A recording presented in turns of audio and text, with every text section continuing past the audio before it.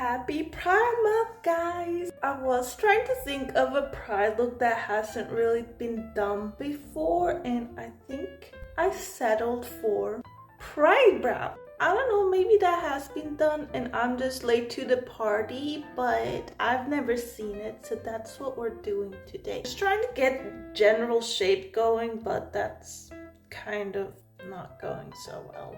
Purple at the end, and then we go into the blue, and then I guess we go into the green. I know that it's not looking too pretty right now, and that's okay because this was just an outline. I will clean it up. I am just using an eyeshadow, but when I feel like it's not really showing up, I will put a bit of white and then go over with that color again. Look at how uneven it is. Moving on to orange. And lastly, we move into the yellow. Taking some NARS Paw Concealer on a dense brush, and now we are gonna carve this son of a project.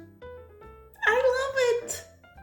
I do have to say though that I don't believe that I am a part of the LGBTQ, but I will always be the greatest ally. My best friend in the entire world is a gay man, and while being gay is not his defining identity, it is still absolutely a part of him and the struggles he's had to go through in life. You know, like why wouldn't I want to pay homage to that? I know a lot of companies will take advantage of pride to make themselves look good, and honestly that's like really valid critique. So please feel free to call me out if you feel like that's what this video is.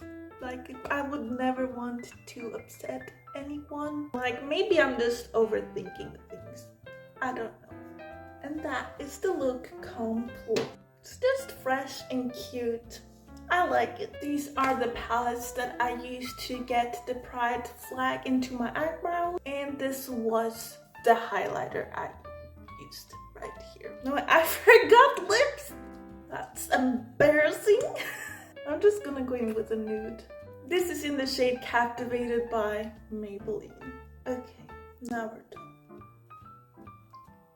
See you in the next one.